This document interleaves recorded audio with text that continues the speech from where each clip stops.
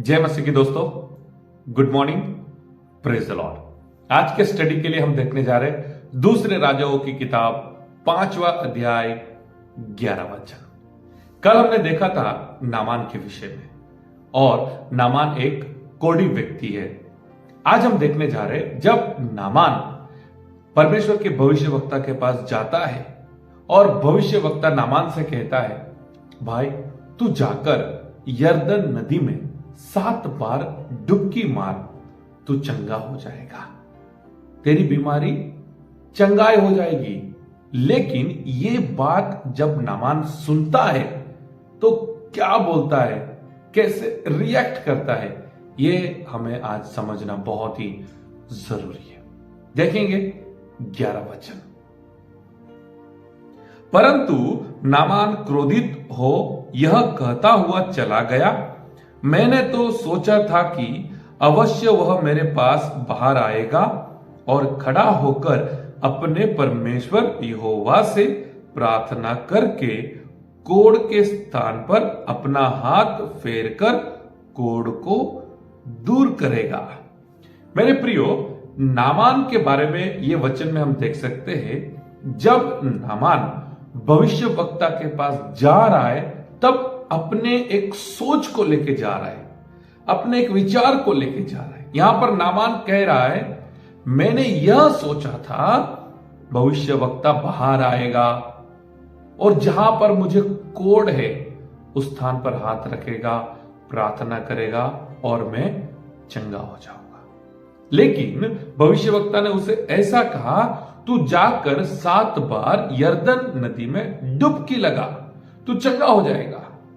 तो नामान क्रोधित हो गया और यह बात उसे स्वीकार नहीं थी।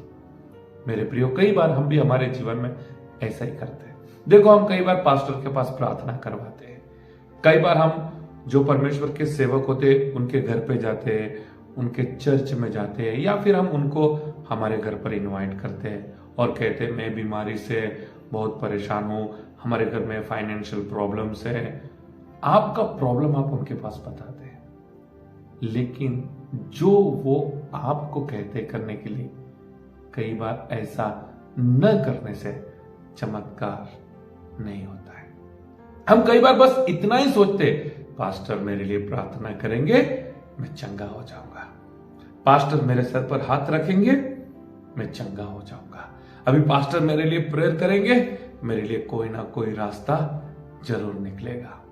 लेकिन हम एक बात भूल जाते हैं, पास्टर हमें जो सिखाते, पाप मत करना, गलत काम मत करना, भाई चर्च में आना, प्रार्थना में समय बिताना, उपवास करना, ये सारी बातों के ऊपर हम ध्यान नहीं देते। हम भी नामान की तरह क्रोधित हो जाते, हम भी निराश हो जाते। हमें बस इतना चाहिए, हमारे लिए प्रार्थना करो, हमें चंगा करो, हमें सिखाओ मत, हमें सिर्फ चंगा करो, हमें चमत्कार चाहिए।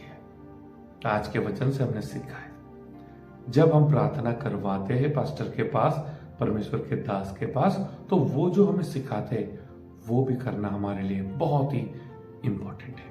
और अंत में जब नामान अपना मन मना लेता है और यरदन नदी में जाकर 7 बार डुबकी लगाता है, चंगा हो जाता है। हम भी पास्टर की बातों को सुनेंगे, जो हमें वो रास्ता दिखाते, और रास्ते पर हम चलेंगे और जरूर से हम आशीषित होंगे। प्रार्थना करेंगे। प्यारे परमेश्वर पिता, आज के वचन के लिए हम आपको धन्यवाद करते हैं। आज के वचन से हमने सीखा है, कई बार हम आपके सेवकों के पास, पास्टर्स के पास, आपके दास के पास हम प्रार्थना करवाते हैं, लेकिन हम हमारे जीवन में जो सिखाया जाता है वो कई बार हम नहीं करते। हम सिर्फ प्रार्थना के ऊपर डिपेंड रहते हैं, चमत्कार के ऊपर डिपेंड रहते हैं, पास्टर के ऊपर डिपेंड होते हैं, लेकिन जो वो हमें सिखाते हैं हम कई बार उन बातों को ध्यान नहीं देते। लेकिन आज के वचन से हमने सीखा है, भविष्यवक्ता ने कहा और नामान ने जब वैसा किया वो चंगा हो गया। हम भी परमेश्वर पिता आपके वचनों को सुनेंगे, आपके पास्टर्स को सुनेंगे और जो सिखाते हैं वैसा करेंगे। ऐसा करने के लिए हम सभी को अनुग्रह करें। आज के दिन की शुरुआत करते हैं, हमारे जीवन को आपके हाथ में सौंपते हैं, हमें ब्लेस करें, आप महिमा पाए। प्रार्थना प्रभु यीशु मसीह के सामर्थ्य नाम से मांगते हैं, आमीन। थैंक यू मेरे प्रियो, मैं आप सभी का धन्यवाद करता हूं। आपका कीमती समय आपने मॉर्निंग मन्ना मिनिस्ट्री के लिए दिया है। मैं आप सभी से रिक्वेस्ट करता हूं, प्लीज वीडियो को आगे शेयर कीजिए। याद रखना, पास्टर्स जो हमें सिखाते हैं, वचन जो हमें सिखाता है, वैसा करना हमारे लिए आशीष है। God bless you all, have a nice day.